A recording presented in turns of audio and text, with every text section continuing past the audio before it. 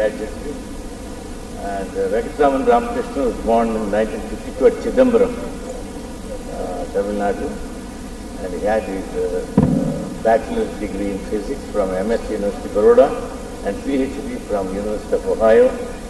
And then he has been working all the time on ribosomes that make proteins in the cell, and he has several fellowships and then in different honors and all that. And right now he is working on the structure and function of ribosomes and the action of antibiotics on ribosomes. May I now request? Thank you. Okay. So thank you very much. Can people hear me? Yes. Hello? Okay. Yes. So I'm very sorry about the delay, but I actually had no opportunity to set up the computer before this, so I'm sorry it took a little time. So I want to give a very general lecture because I was told that there are people here from different areas of science. There are school children here, there are young college students. So I'm not going to assume any knowledge of molecular biology, but rather I'm going to assume that you're just an interested member of the public. And I'd like to give you a flavor for what this work is all about.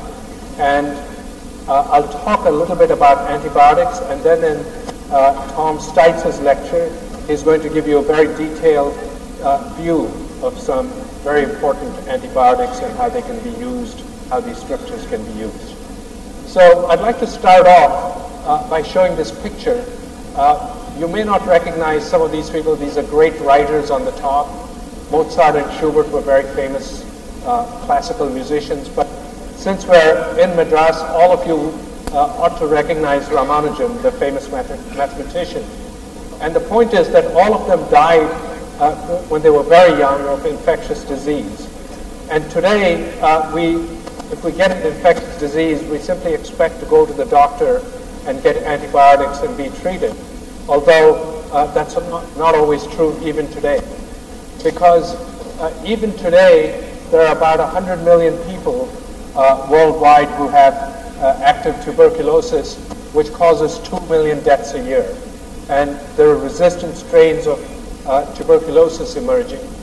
And a more important problem in the West, TB is a problem worldwide, but in the West, this organism, Staph aureus, so-called because of its gold color, is a major problem in infections because it likes to invade wounds.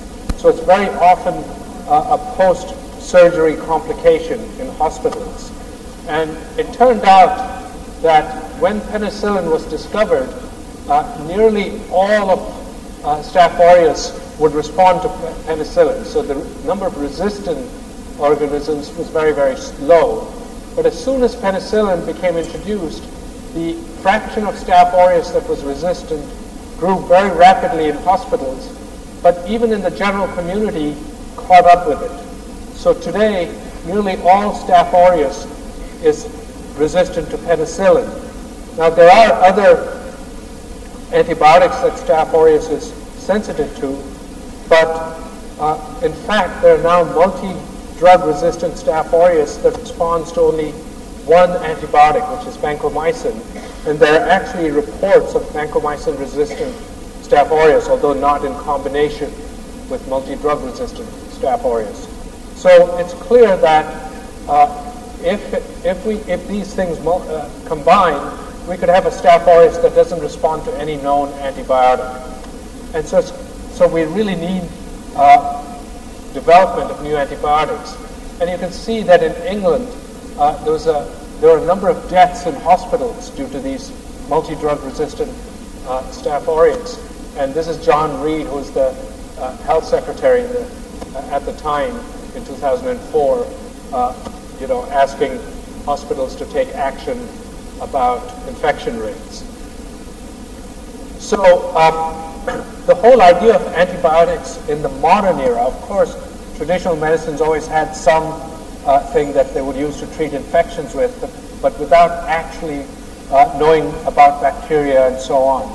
And the first systematic scientific effort to try and develop something that would target bacteria was by Paul Ehrlich, who observed that if you stained bacteria and looked at them under the microscope, there were certain dyes that would be preferentially taken up by bacteria, but not taken up by human cells. These are lymphocyte cells.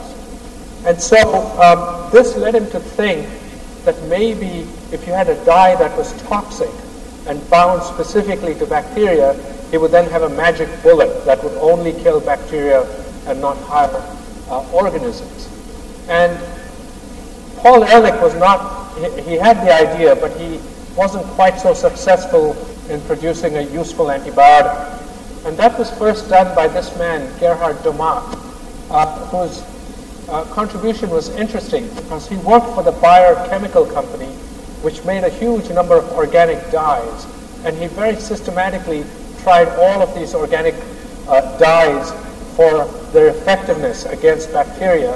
And he came up with this compound called Prontosil, which at the time was miraculous because it was the first highly effective drug that you could give to humans, and it was effective against fatal infections.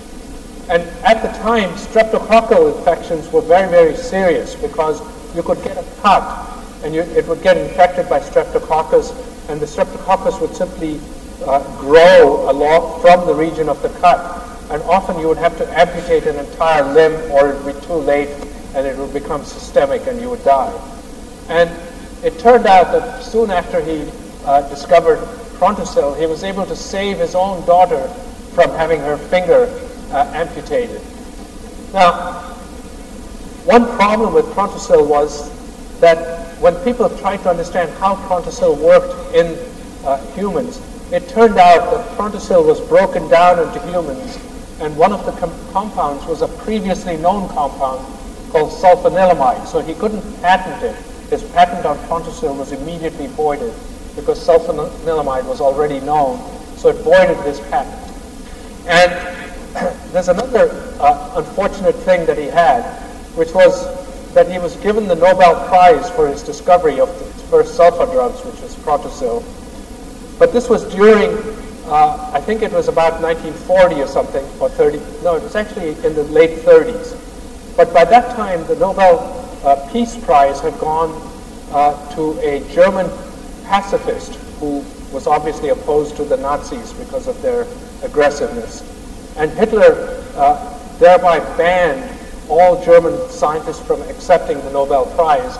So he was not allowed to go and accept the Nobel Prize because he was in Nazi Germany. After the war, he was invited to a Nobel prize ceremony, and they gave him his medal and his certificate, but they told him they couldn't give him any money because the money had been returned to the general funds, so which was really quite unfortunate, but he's a great scientist to whom we owe modern antibiotic discoveries. Now, Prontosil and other sulfur drugs were synthetically made. They were made by the chemical industry. And the whole idea of natural antibiotics arose due to penicillin, which was discovered by Alexander Fleming when he accidentally discovered that a mold spore in a plate in 1929 seemed to give off a compound and prevented bacterial colonies from growing. And so you can see that the colonies are quite large away from the mold spore, but as you get closer, they don't seem to grow. And he correctly surmised that there was a compound secreted by the mold spore, and he called it penicillin because it was the penicillin mold. And penicillin became the first naturally produced antibiotic that was highly effective. It had very low toxicity, and it saved millions of lives actually during the war, towards the end of the war, because a massive effort was made to make large amounts of penicillin. Subsequently, people explored lots of other bacteria, especially soil bacteria, and a single genus, Streptomyces, has given us a vast number of different antibiotics, and Streptomyces is a genus of soil bacteria. And if you look at all these antibiotics, all of them that were isolated from these various strains of Streptomyces have one thing in common, and that is they all work by blocking protein production in bacteria. So this naturally leads to the question of what are proteins and how are they, why are they important and how are they made? Okay. So I'm going to show you a lot of molecules. So and I'm going to show you these molecules in different ways. And so just to tell you how we can show the same thing in different ways, I just want to illustrate that using humans. So on the left, you have a very detailed image of a human being. Okay, that's what we'd call a very realistic representation. But you can also greatly simplify this and still convey the concept of the person. And that's shown here in terms of cartoons. Now the cartoon is very simple compared to the actual person, but nevertheless conveys some essential information, essential features. And if you can simplify this even further by showing the object symbolically. I don't know why I need to see myself. It's not actually slightly distracting.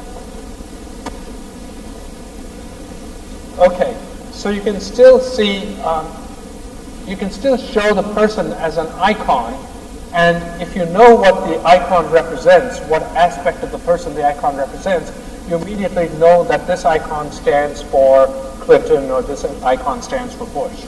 Okay, Clinton would never be able to decide anything on, at least early in his term, and so he was called a waffle, because to waffle means to not be able to decide.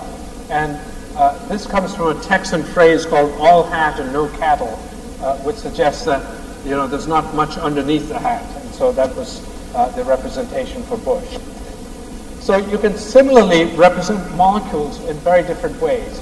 So this is the molecule DNA, which was discovered by Crick and Watson, the structure. And this is a metal model that was drawn to very large scale. And here they are in this historical photograph. Now, if you were to portray it in a computer and show all of the atoms, then this is what it would look like, although the atoms are not drawn to their proportional sizes.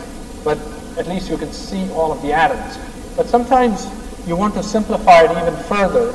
And so this is a very standard way of representing DNA by showing these two ribbons wrapped around each other. And you want to show that DNA is composed of 4 types of building blocks, so you can give them 4 different colors, and to show you that A will only fit with a T and G will only fit with a C, you've schematically made the joining between these building blocks different, so that you convey the idea of 2 pegs fitting with each other. Of course, the reality is nothing like this. It's actually hydrogen bonds that are where you have complementary acceptors and donors.